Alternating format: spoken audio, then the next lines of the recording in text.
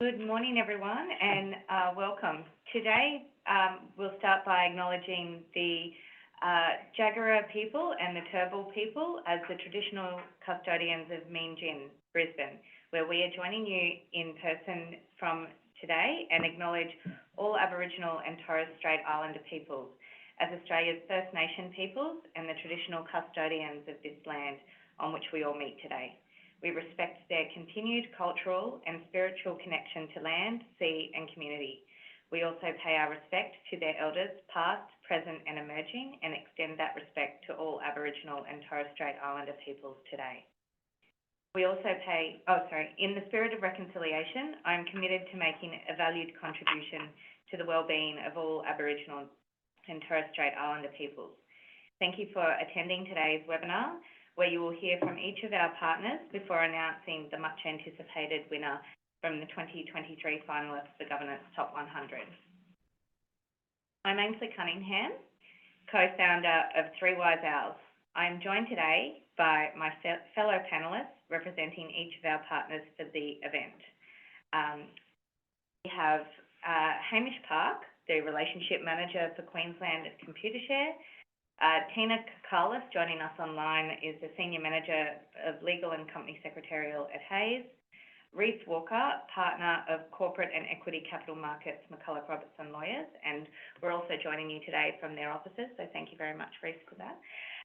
Rodrigo, Herrera, Sales Director, Oceania Governance and ESG Solutions from Nasdaq, joining us online, and we're also joined by some special guests here today in person.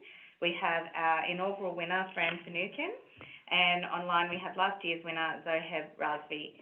And beside me, I've also got Deb Anderson, and I will formally introduce our former winners shortly.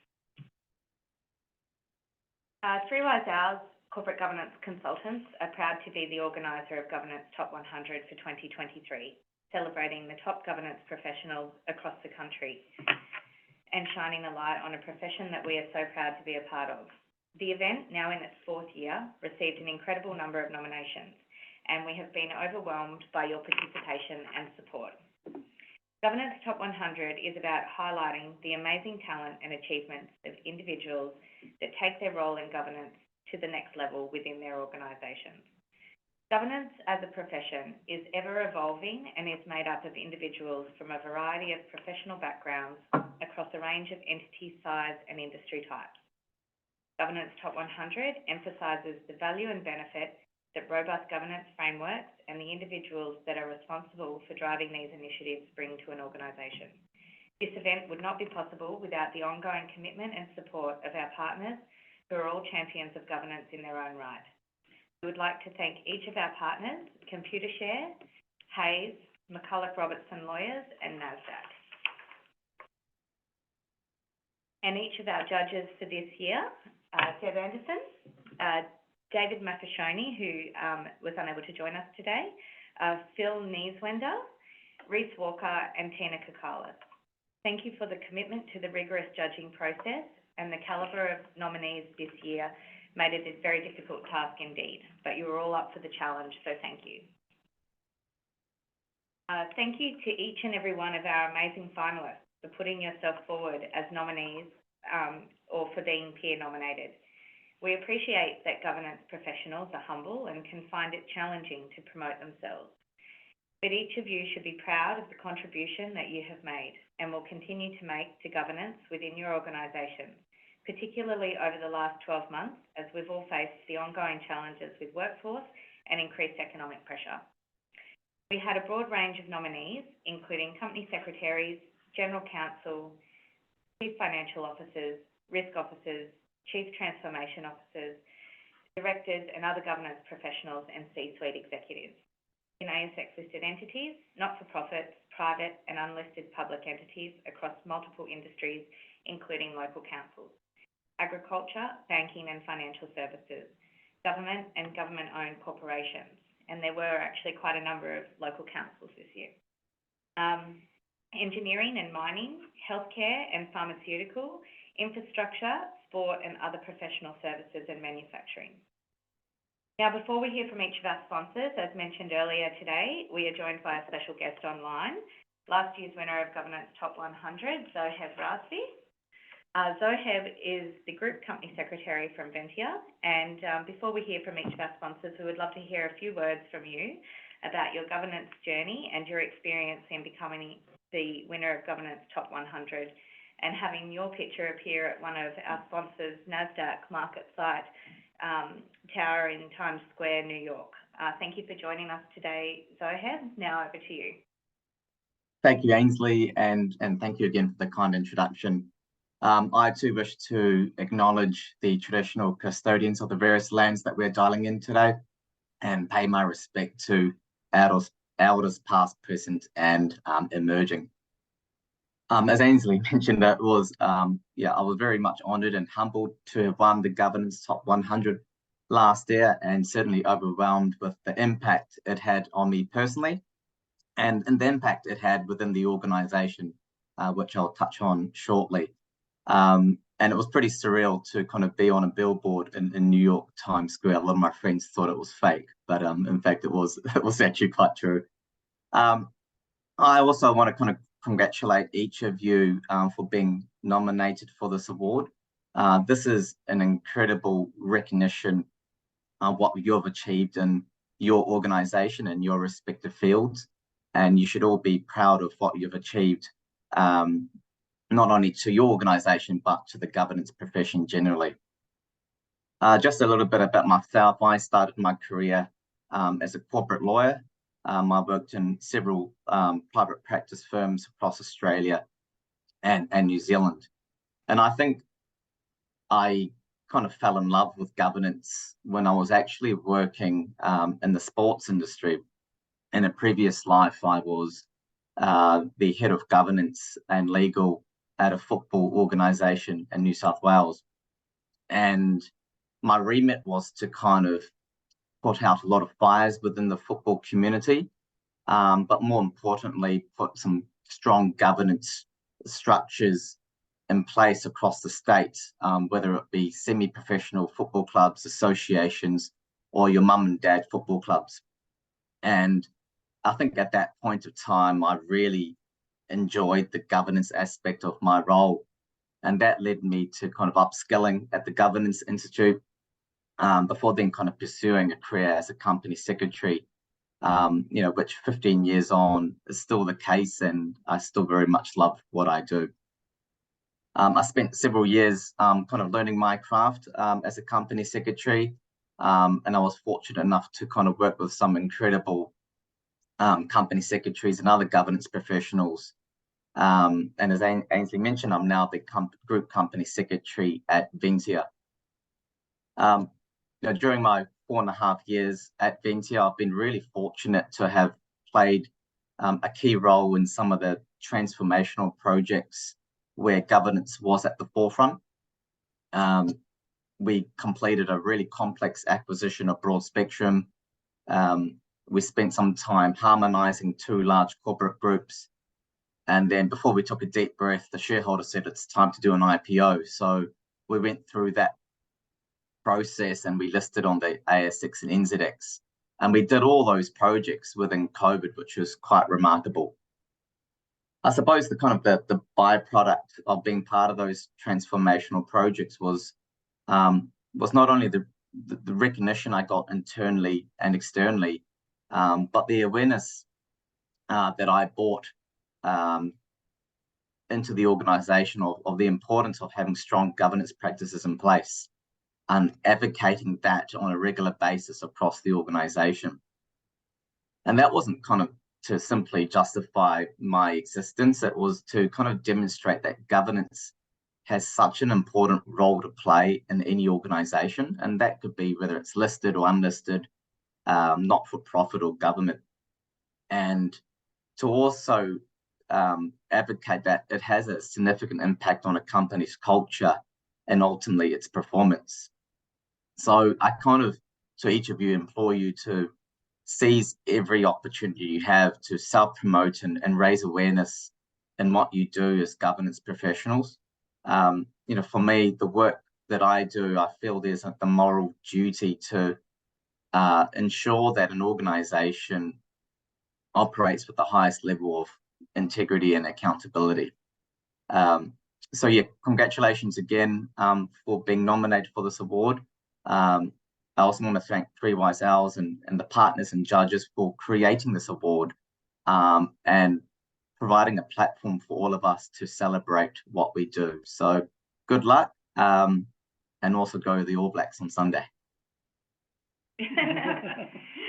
Thank you very much, Zoheb, and thank you also for joining us today. Before I wrap up and introduce each of the panelists to you, on behalf of Three Wise Owls, both Deb and I would like to thank each and every one of you for taking the time to attend today's webinar. We value the contribution that has been made to improving the governance of organisations in Australia, which has only been made possible through your continued efforts. We understand that many organisations are feeling the pinch in a challenging environment right now. And should you need any governance or company secretarial support, or even a chat with myself or co-founder Deb Anderson, head over to our website, www.threewiseowls.com.au, and schedule a virtual meeting. Now I would like to introduce Hamish Park, who is the Relationship Manager Queensland at Computershare. Computershare partner with public companies, helping them meet the demands of their shareholders. Our services range from your initial public offering to share register management, annual general meeting organisation, as well as voting services. Hamish has a people and sales leadership background across financial and professional services.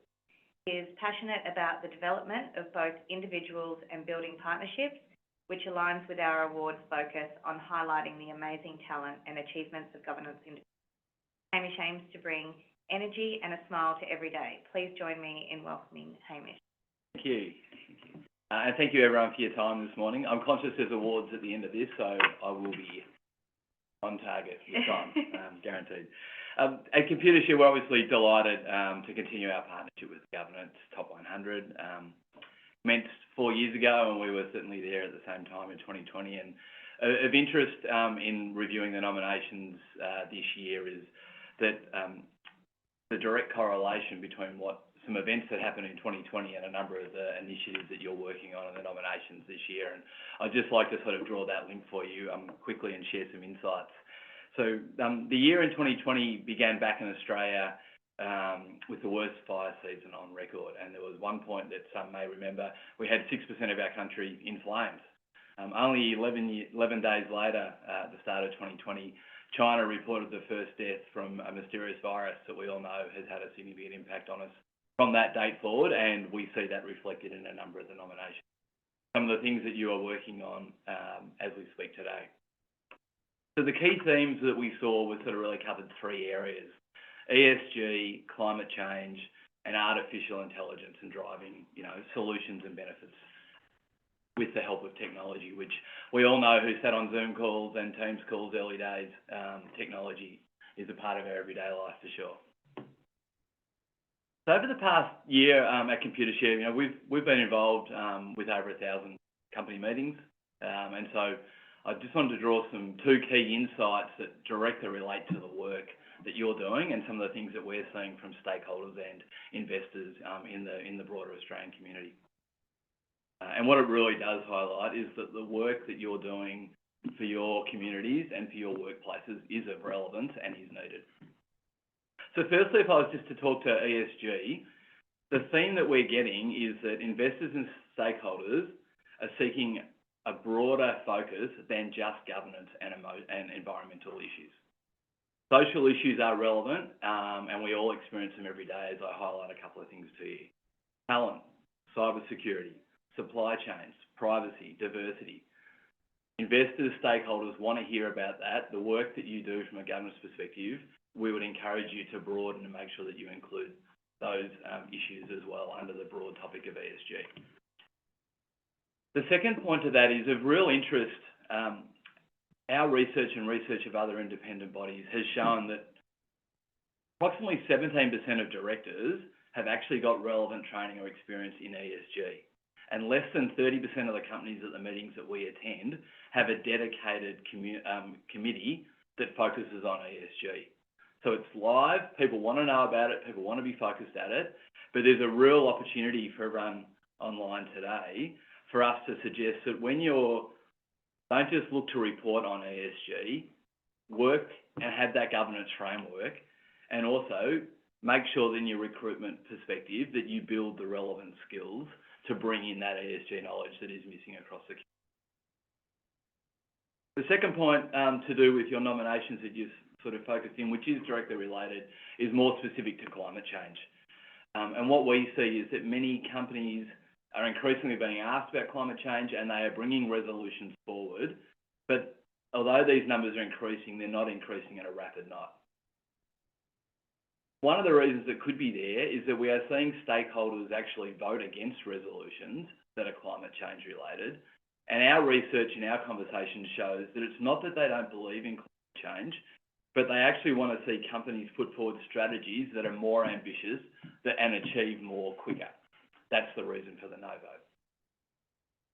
So our insight for you as the top 100 as takeaways is take your stakeholders and your key people on the journey with you, even before the plan is complete. Explain the stages, explain step charges, and naturally you'll have to put some likely costs that will be involved. So they're two themes that you've submitted nominations on and that we're seeing play out in the meetings that we attend right now. I hope these insights are of some value to you, and you can most definitely see that there's some applicability almost immediately that you might be able to put into the initiatives that you're working on right now. The nominations you've put forward are relevant. Companies are talking about them, stakeholders are talking about them, and I think it's important to acknowledge the work that you've all done is making a genuine difference. So thank you and good luck for the rest of the meeting. Thank you, Hamish. Before I hand over to Tina Kokkalis from Hayes, Tina is a Senior Manager at Hayes, and for the last 11 years, she has specialised in in-house legal and company secretarial recruitment across Sydney. She has extensive experience in company secretarial recruitment and has successfully placed a number of corporate governance professionals in ASX-listed, unlisted, not-for-profit and public sector organisations. On the legal recruitment side, Tina has expertise in recruiting legal professionals from paralegals up to general counsel across a number of industry sectors. Prior to joining Hayes in 2012, Tina practiced as a commercial litigation lawyer for 4 years, having been admitted as a lawyer in the Supreme Court of New South Wales in 2008. She holds a Bachelor of Laws and a Bachelor of Commerce from the University of Wollongong. Thank you for joining us today, Tina. Over to you. Thank you, Ainslie, and thanks again for inviting me back on the judging panel this year. Once again, I think we were all really impressed when reading about the incredible achievements and the positive impact that each of the finalists have brought to their organisations over the last year, and it certainly made the judging process a tough one. So now, as a recruiter, I find myself talking to governance and legal professionals on a daily basis about salaries. And so I thought I'd take this opportunity just to share with you some of the key findings from our latest Hayes salary guide that I thought might be of interest. So can you just skip over to the second slide? Thank you. So just to briefly introduce the Hayes salary guide, it was launched in June, and our survey findings came from over 14,000 respondents across Australia and New Zealand, which was our largest response to our survey yet. As you can see, the responses came from both individuals and organisations, with organisations across the private, public and for-purpose sectors. Just skipping over to the third and final slide, but I will just focus on this one a little bit, which talks through our key findings. So jumping into the first statistic, we found that almost half of employers are looking to increase their permanent headcount, and almost a quarter are looking to increase their use of temps and contractors. When we add these hiring intentions against Australia's really low unemployment rate, it's clear that there is still very strong competition for talent in the market.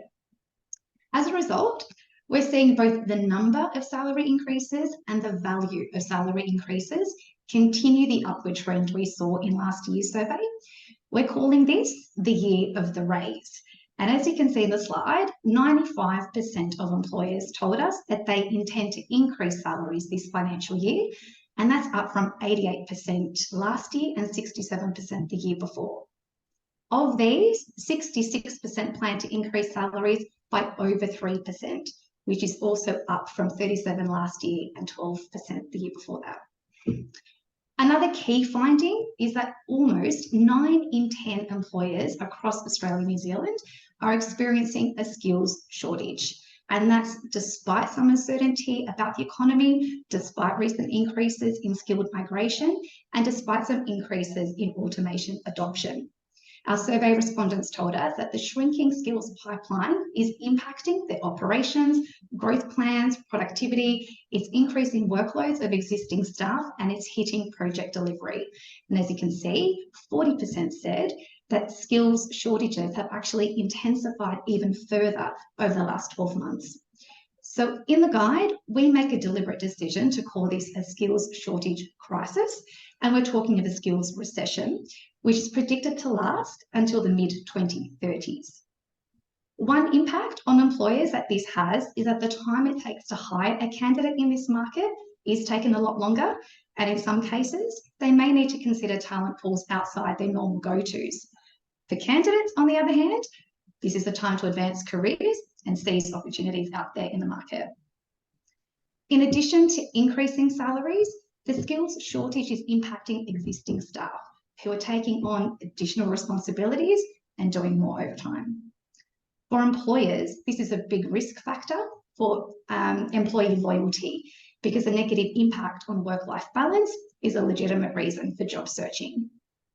With those teams feeling stretched, our data shows that employee loyalty is yet to return after last year's Great Resignation. So while the wave of resignations has passed, loyalty is still up in the air. In the last 12 months, staff turnover has increased in 45% of organisations. And while that is down from 58% from the year before, it indicates that the turnover growth is slowing, it is still significant.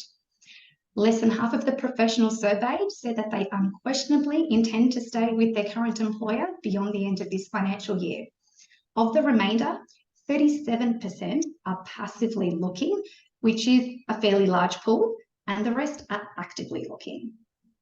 And finally, an uncompetitive salary is the top factor motivating job switches this year, followed by the rise in the cost of living and poor management or culture. As competition stays high in a tight talent pool, 65% of employees say that they are planning to ask for a pay rise, and 64% admit that the skills shortage makes them more confident to ask for one. So I've crammed in a lot of stats in the last few minutes, but for more information or additional insights, or to view the market salaries across thousands of roles, you can download the Hayes Salary Guide for free, simply by visiting the Hayes website. And if you wanted more specific salary insights or trends in the legal or company secretarial space, I'd of course be happy to have a chat. So feel free to reach out, or I can connect you to another consultant at Hayes who may be better placed to assist with insights in other areas. So that's enough from me, I think. Thank you for your time, and finally, best of luck to everyone nominated today. Hopefully your nomination in this event goes some way to bump up your own salary in your next performance review. Good luck. Thank you, Tina. Next, I'm proud to introduce one of our inaugural judges, Reece Walker, Partner of Corporate and Equity Capital Markets from McCullough Robertson Lawyers. Reece is a leading capital markets lawyer and has extensive transactional experience in capital raisings, mergers and acquisitions, and governance issues. Since 2017, Reece has been ranked in the corporate law category of Best Lawyers Australia. Thank you for joining us today, Reece, and also thank you again for the use of your office. You're welcome. Thanks very much, Ainslie, for the introduction. Look, I'd just like to echo the insights from Hamish in terms of what we're seeing in the market as well. Last night I was presenting a seminar, a bit of a corporate wrap-up for the year. Just recommend for everyone on the call to have a look at the ASIC report for 2023, which really highlights exactly the priorities that ASIC has had and very much aligned with Hamish's insights. And I think also what we were seeing in terms of the applications. And there's also in that report a bit of a forward-looking statement around what ASIC's priorities are for the coming year. So that may be helpful for future planning for everyone as well. In a negative sense, one thing that report did highlight that companies that have got it wrong, civil investigations are taking up to 42 months and criminal investigations 60 months. So that's a little bit of a stick to be able to drop if you're having a discussion with your boards around governance issues. But I prefer to think of it in a more constructive way. So from my perspective, it has been a privilege to be one of the inaugural judges and seeing the growth of these awards year on year. And I do know I am preaching to the converted when I say that governance is so critical to organisations in terms of corporate culture and ethical decision making. And I really liked hearing Zohab's comments at the outset there, and hardly agree with those. From our perspective, McCullough Robertson's been around since 1926, so we know from a sustainability viewpoint, having those values at the forefront of everything you do absolutely goes to underpinning long-term success and sustainability. So we feel that those values have come through in every application. All of the finalists this year, I'd just like to congratulate you all for the contribution that you're making to your organisations, and it's been an incredibly diverse range of roles, organisations and industries that we've seen this year. So well done. Thank you again to Three Wise Owls for another successful year, and to our fellow sponsors, Hayes, Nasdaq and Computershare. Thank you. Thank you, Reece. Next, I would like to introduce Rodrigo Herrera from Nasdaq. Rodrigo is the Sales Director for Nasdaq Governance and ESG Solutions. With more than 15 years of experience building long-lasting relationships with clients, he works as a trusted advisor regarding their needs and challenges. For 5 years, he has focused on helping clients improve their governance, risk and compliance. Thank you, Rodrigo, for joining us today. Now over to you, and I'll just stop sharing here so that you can share your slides. Yeah, thank you very much. And once again, I want to say congratulations to all the finalists as well. I'd like to thank as well your organization. We've been together sponsoring you for at least 3 or 4 years. I think it's a great initiative. So thank you very much once again.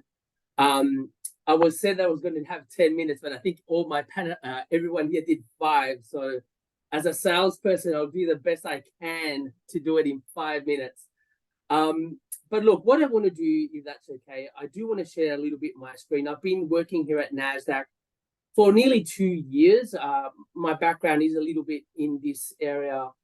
Can you see my screen just to start with? The slide that says Nasdaq Governance Solutions. Hopefully everyone can. Yeah, and one of the things that I've realized is, when you're thinking about Nasdaq, straight away, you're obviously thinking about the stock market. We're obviously the same organization, but I want to take a step back and understand a little bit how we're helping our clients more from a holistic point of view. So I do work at Nasdaq and I help clients both from the governance and ESG solutions. I am going to focus a little bit more on ESG since that's very topical, and we have some great insights on that. But first, I want to say that I do work in an area of Nasdaq that's called capital access platforms. And basically what we're doing here is that we're helping our clients from a holistic point of view with both an advisory area and technology, pretty much, helping them be more efficient. From the governance side, I'm sure everyone knows that we're helping clients both with digital portals like Nasdaq Boardvantage. I'm looking at some of the finalists. I actually do know a couple of you guys. I know we have a couple of listed company, private companies, and non-for-profit and government. So we do have a broad range of clients as well in this area of Nasdaq Boardvantage specifically. We also do help clients with board advisory. So if you're ever looking for an external board evaluation, we definitely can help you with that. I do want to focus a little bit in the ESG, but I do want to, make a holistic point of view. We, apart from ESG, which we have an advisory arm and also a SaaS solution, we do have investor relations. I know some of you guys who are listed here probably use some of our services here. But the interesting part why we're quite unique regarding ESG is that some of our platforms, for example, in investor relations, can actually help clients who are listed understanding, for example, ESG fund flows. who's investing in your company and how are you benchmarking compared, for example, with other peers in that industry. So having that insight is really important from a market perspective, at least. We also provide listings. If anyone here ever wants to list on the Nasdaq, obviously we do help that service. So from overall, I just want to mention that we help clients several ways, both in the governance, from investor relations, from listing, and also from ESG. And talking about ESG, I'm just going to jump straight into that. We do have some key findings. As I said, we're quite unique. We have information coming from the market, from our investor relations team, from our board advisory. We talk to boards and understand what they're talking about ESG from. So there are some key trends that I would like to mention here. We did a survey lately this year, which is called the Nasdaq ESG and Climate Survey. Basically, we went out to 100 organizations. Unfortunately, in Europe and the US, there's a lot of findings here. So I do suggest that anyone that is interested in understanding a little bit more about this survey, just Google pretty much ESG Climate Survey Nasdaq. That will pop up. You can even download the full report. But some of the interesting findings here is that we find that a lot of organizations are struggling with frameworks. In Australia, that's sort of not necessarily there, but obviously with the ISSB coming out, that helps a lot of organizations. But younger organizations are having difficulties understanding what frameworks they should align with, the rating agencies, how are they rating you, especially obviously if you're listed, and regulatory requirements. More mature companies are having another type of issue. They've probably been, in this probably 3 or 4 years, they have a team of 3 or 4 people, but they're collecting that ESG data in silos. So how do we actually streamline that process into, let's say, a single source of truth, so management can make better decisions and not go into the pitfalls of greenwashing. So there's a lot of information on that survey that you can take value from. But from this perspective, we are helping clients pretty much across the board. We have an ESG advisory arm that can help you from the beginning. Pretty much, if you're not really sure what framework you should be aligning to, we can obviously help you in that process. So, basically, we take your hand and go step by step on that process. For more mature companies that, once again, probably in 3 or 5 years, they already have sustainability reports. They've got different frameworks, but the idea is the data. How are we collecting that data? We have SaaS solutions that can help you in that process, and that is a platform that we called Metrio. Not going to delve into it that much. I'm going to promise to be in 5 minutes, but pretty much anyone that is interested in understanding a little bit more about how we're helping clients navigate this ESG journey, whether that be from the advisory area.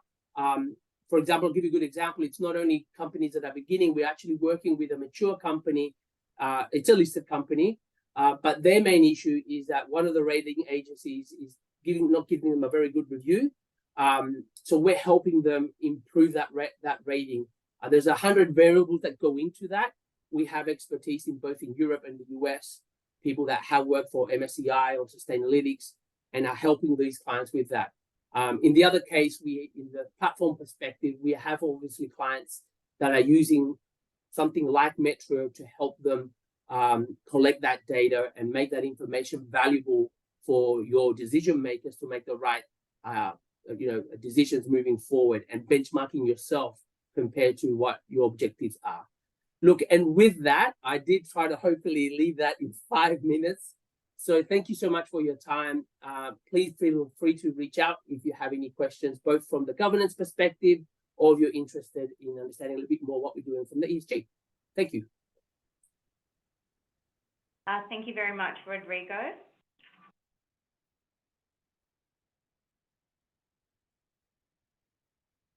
Now, before we get on to announcing this year's winner, in recognition of the calibre of this year's finalists, we would like to recognise some of our outstanding achievers. In no particular order, we have the following: Alison Ferris McDonald, the Deputy General Counsel for Legal Services Manager at the Ipswich City Council. Andrew Heath, Board Secretary, Australian Pesticides and Veterinary Medicines Authority. Anthony Ingeneri, Executive Manager Listed, Insurance Australia Group Limited. Bo Jane DaCosta, Head of Governance and Enterprise Risk at the Inner West Council. Erin O'Connor, Group Company Secretary for Orica Limited. And Kirsten Anderson-Llewellyn is also the Group Company Secretary for Orica Limited. These two ladies job share, which is a wonderful achievement in itself. Greg Jacobson, Company Secretary for Perth Airport Proprietary Limited. Gregory Cito, General Counsel and Company Secretary for Kilcoy Global Foods. Joshua Little, Chief Risk Officer for the Avio Group. Jeremy Leong, Chief Risk Officer and Head of Compliance at Taishin International Bank, Brisbane branch. And Rahul Roy, Executive Manager, Listed Insurance Australia Group Limited. Some of the attributes that have stood out amongst these outstanding governance professionals include demonstrated in detail how they have contributed to governance within their organisation. Increased focus on ESG reporting and sustainability, as well as a pragmatic approach to the key ESG issues, such as working towards net zero emission targets, climate change-related financial disclosures, greenwashing, modern slavery, and embedding of the appropriate governance to allow for oversight of sustainability. Implementation of governance frameworks through a whole-of-governance approach. Delivery of training for governance-related policies to ensure a greater level of understanding. Enhanced awareness of psychosocial risks and strategies for building a culturally aware and respectful work environment focused on safety and wellbeing. Undertaking of complex corporate transactions in addition to BAU, and increased utilisation of artificial intelligence in an ethical manner and cybersecurity to manage compliance with regulatory, governance and risk frameworks. Increased quality in disclosures and transparency to meet best practice requirements. Passionate governance professionals who are proud of their contributions and are helping to educate colleagues on the value add to their organisation. Delivery of exceptional outcomes during continued challenging times, with a continued under-resourced workforce and changing economic and political landscape. Mutual team and peer respect, building on governance culture, and governance and risk maturity relative to the size, stage and life cycle of an organisation. Before I wrap up, I just want to share with everyone a couple of responses from our outstanding achievers on what it would mean to them to win. I won't read them all out in detail, but a common theme was the importance to shine a light on the governance profession, celebrating the diversity of the role, which is often a behind-the-scenes one undertaken by a very small number of people in an organisation, and showcase unique ways of working that can achieve quality outcomes and deliver positive, sustainable results for all stakeholders. And this response in particular wraps it up nicely. Strong governance is transparent, accountable, responsive and effective. To win would showcase the work of like-minded professionals who value governance as the foundation for success. Congratulations everyone, and thank you again for your commitment to governance. Your efforts this year have been remarkable. And now, as mentioned earlier, today we are joined by another special guest. It is one of our previous winners of Governance Top 100, Fran Finucane. Fran is a personable and results-oriented senior professional with a proven track record in high-level relationship management, corporate governance and provision of policy, advice on complex regulatory issues. Her experience in legal, commercial and corporate governance across industries has been gained whilst working in legal, regulatory and company secretarial roles in Australia over 17 years, including a rare opportunity working as a senior listings advisor in market supervision at the ASX. She is a graduate of the AICD, a fellow of the Governance Institute of Australia and admitted as a solicitor in Queensland. Fran was most recently the Company Secretary of Collins Foods Limited, and before we get on to announcing the much anticipated winner, we would love to hear a few words from you, Fran, about your governance journey and your experience in becoming the winner of Governance Top 100. and having your picture appear at Nasdaq market site, Times Square in New York. Thank you for joining us, Fran. Now over to you. Thank you, Ainslie. And thank you to the partners and to Three Wise Hours for this Top 100 Governance Award. Unlike subsequent winners of this award, I didn't have the benefit of understanding that my profile picture will be blown up to the size of 20-story building. So that was a rather overwhelming, I think, Zohaib, you put it very nicely. It can be a little overwhelming seeing your face at such a size, but one of those unique things of suddenly becoming, well, to be recognised for all of the wonderful work that we as an industry do. My journey to being a governance professional was a little unconventional, I think. I am a lawyer by trade, but soon after I was qualified, had a really unique opportunity to go and work at ASX in market supervision here at Brisbane Home Branch, and that provided me really with a unique insight without being within all of those organisations that I supervised to sort of see how governance was brought to life in each of those organisations. And what I learned was governance professionals had a really varied and interesting day-to-day and career.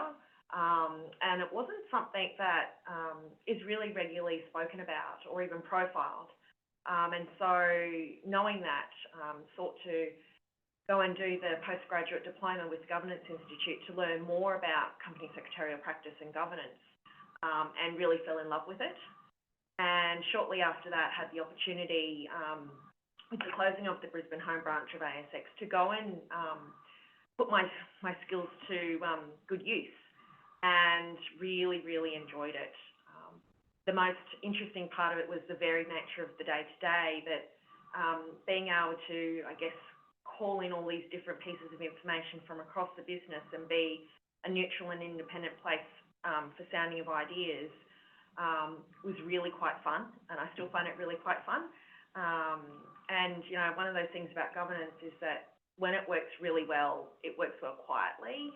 But when it's not working, it really not only speaks, but it speaks really loudly. And I think there's been enough Royal Commissions and damning reports to really highlight that for all of us, and to really acknowledge and celebrate the important work that we're doing. And, you know, it's a reminder, I think, when you celebrate, it's a reminder when things are challenging that our work is important. And if we regularly celebrate the work that we're doing when things are going well, then I think it really helps us through the challenging times.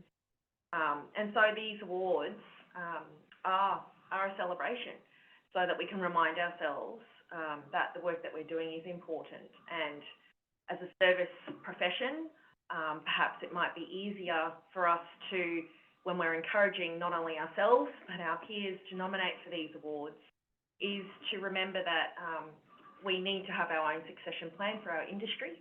And so if it's not known that this is a career that is fulfilling and interesting and varied, we have only ourselves to blame for the skills shortage in our own industry at the moment. So perhaps it might help to think of it in that way. I'm really conscious that I'm standing between the announcement of the winner for this year's award, but I did want to say well done for taking that moment of reflection and either nominating yourself or your peers for this award. It is important to celebrate the work that we do and to recognise that as a service industry and as a proactive profession, this is part of that. So best wishes to all of the nominees, and thank you once again to Three Wise Hours and each of the partners for continuing to profile and shine a light on this really interesting and important profession. Thank you very much, Fran. Well said. And now I won't hold up everyone for too much longer. The moment we've all been waiting for. Without further ado, the winner of Governance Top 100 for 2023 is Alicia Moritz, General Counsel and Company Secretary of Australian Vintage Limited. Well done.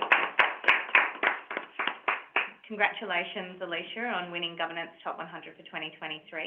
And thank you everyone for attending this webinar and for joining us all online.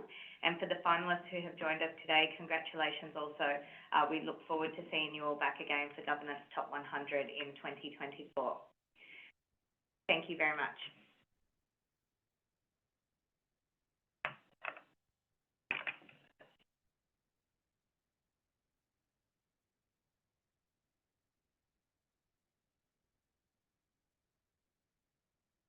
You all still there?